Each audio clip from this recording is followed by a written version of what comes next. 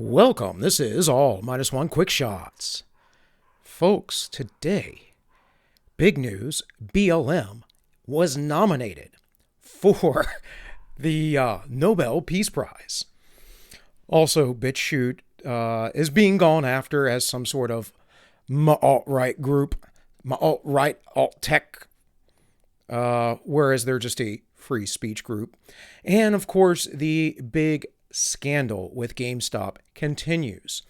The outrage of the elitist, that is off the charts.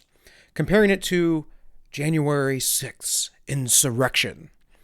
This is expected. And in a way, although I think that that's extreme, what we are seeing, like I said yesterday, is the rebellion of the plebes, of the lower class, of the workers, of the folks who are starting to wake up and understand that they are not actually being represented in the government or by the governments. And this is a good thing that folks are starting to see this. The issue at hand is that we must make proper alliances. The left, they wish to give more power to the government because somehow, with all of this authority in the government, they are going to change things, right?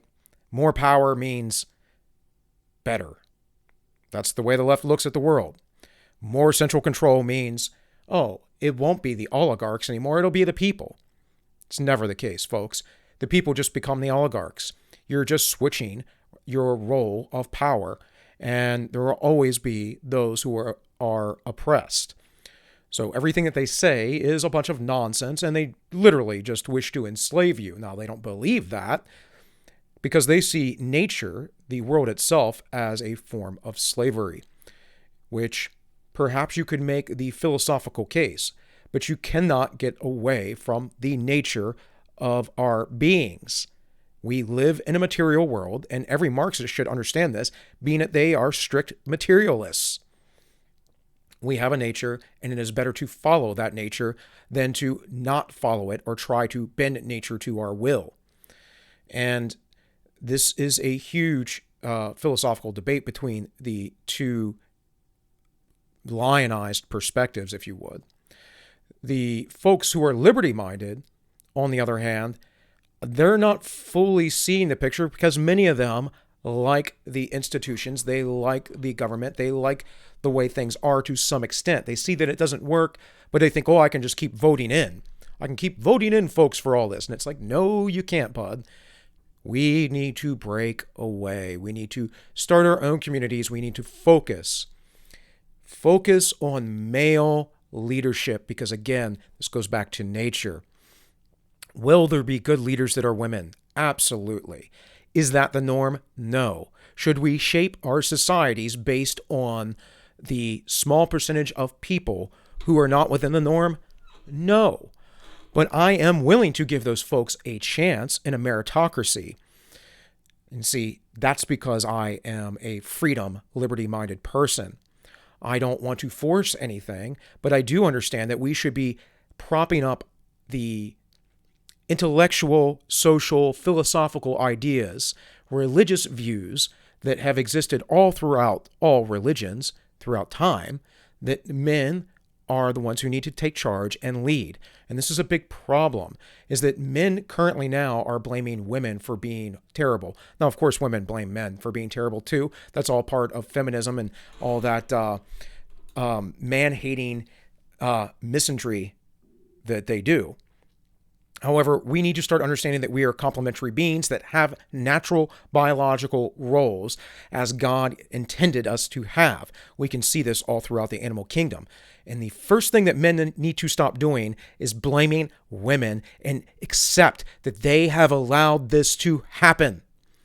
You men out there, you have allowed our society to become feminized because you're trying to appease women instead of allowing women to come to you and respect you for your leadership and your masculinity. I will tell you right now, in my life, in my experience, and all of the things that I have been through, it is always those who take strong complete and total responsibility of their life that do the best. And those who would obfuscate it, those who would allow others to tell them how to think and what to do, and who would say, oh, it's not my fault, they will never do well. And again, that is part of the left. The left libertine hedonism is blaming others and not being responsible. This is a dichotomy in the end between good and evil, what is natural and unnatural. So, again, we as men need to take radical responsibility in all things. I had a horrible first wife, horrible first marriage.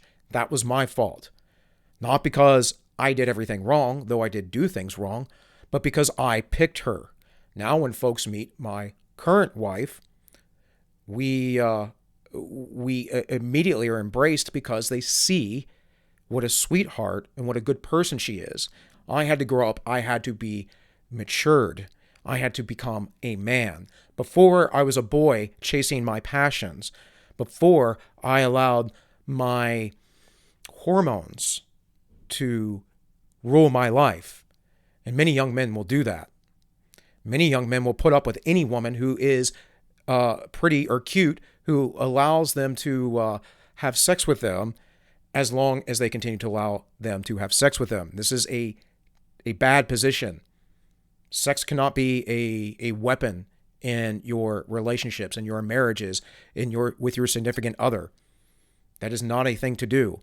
That is against the Christian principles as well. Paul the Apostle said this very specifically. He said, if you're going to withhold sexual relations from each other, then you should do so only in a time of prayer and fasting, in a time that you have decided that you would dedicate to God and focus on those things. Otherwise, share each other with each other appropriately. And we, of course, have a culture with a low expectation for sexual barriers, meaning almost anyone can have sex at any time with anybody, and this is all planned.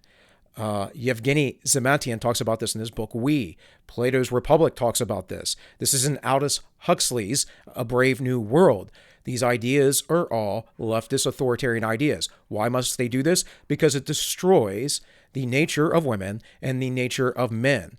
Men being somewhat possessive of and protective of their wives and their progeny, and women being chaste so as not to devalue themselves by being with many men.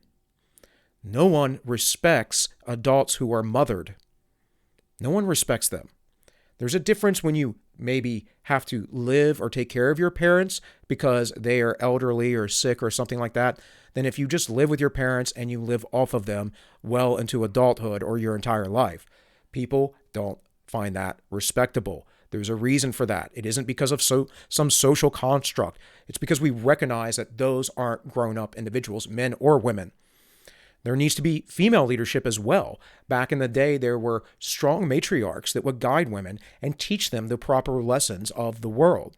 And because we are all out of balance between the sexes, because we do not understand our nature and how we complement each other, and because men have become weak just for easy, quick sex, instead of chastening themselves, instead of becoming strong through basically suffering in their own passions, where you may have a strong desire to go out and do something, but you say, I'm going to discipline myself. And as Jocko Willink says, and I'm fond of repeating, discipline equals freedom. So we're going to have these oligarchs. We're going to have this crazy topsy-turvy society. And we're going to have the NGOs and the bankers and whomever else bring in this one world government as long as we do not get back to the roots of our nature.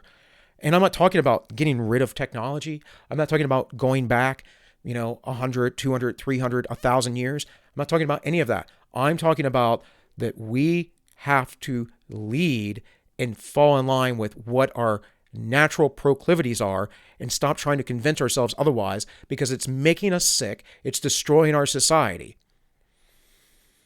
And what do we see right now? Well, we see a bunch of people who have divided us based on gender and race and social class. And now they're saying, you plebes, you can't be one of us. We have to stop you from invading the system.